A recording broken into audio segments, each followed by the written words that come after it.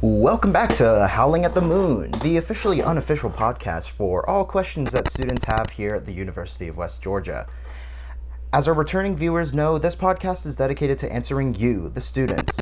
Class questions? No problem. Dining hall hours? We got you. Just go ahead and shoot us a call to ask your questions at 770-111-2111.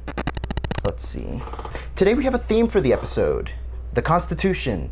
Yes, ladies and gentlemen, that long document that we had to all memorize in AP US History is back to haunt us, as we have received several videos, phone calls, questions, emails about the Constitution. So I have combed through and picked a couple that I believe will let us have a good conversation today. So let's get right into the first question. Our first one was an email from Totally Not Kevin 37. Hi there, thank you for taking my call. I was looking for some help with Article 1, or Congress in general. There are so many rights that are listed, it just confuses me on where the power stops and starts.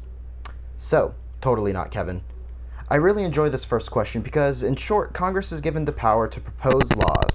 Now, this is in accordance with their constituents. As we all know, the legislative branch is the representative branch of the government, whereas they are representing a state.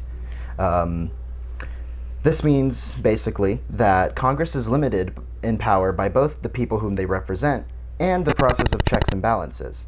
Now, when looking at Article 1, it is clear of the role that checks and balances play. Sure, Congress can make the laws, but they need to be voted by both in the Senate and in the House. And then, the judicial branch has to evaluate whether or not the law is even constitutional. Then, and only then, is a law brought to the president for approval or veto.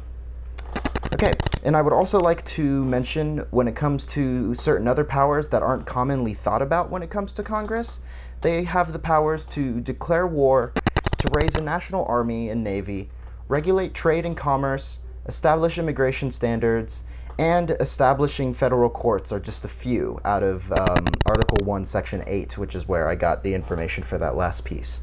So, moving on to our next question, which focuses on the presidency. This one is more probably a joke, but it gives us a good place to talk about the presidency.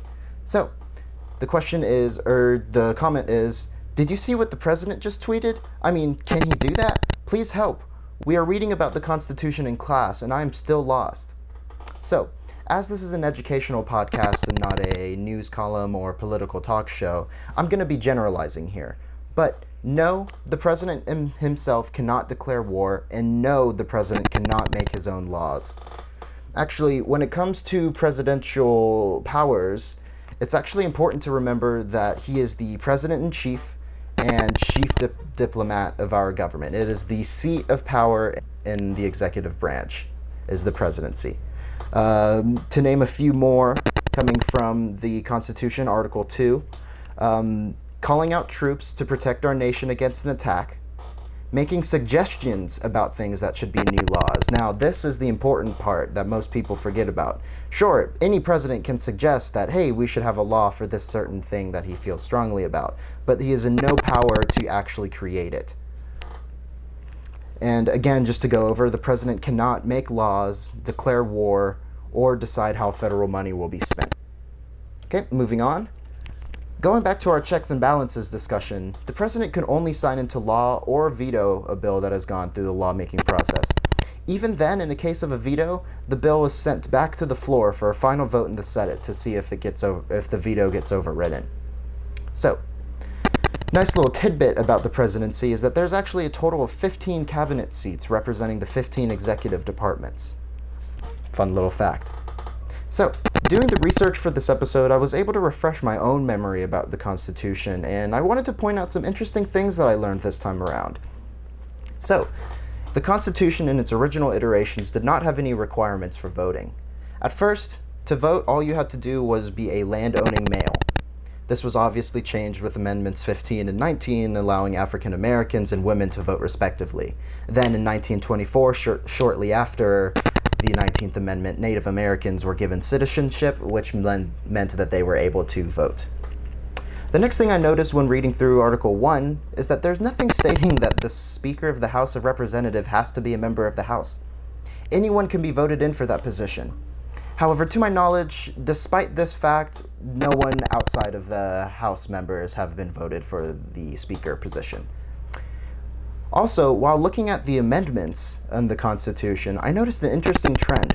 When amendments are repealed, a la the 18th Amendment, which began prohibition, a new amendment is added as opposed to taking away the initial amendment.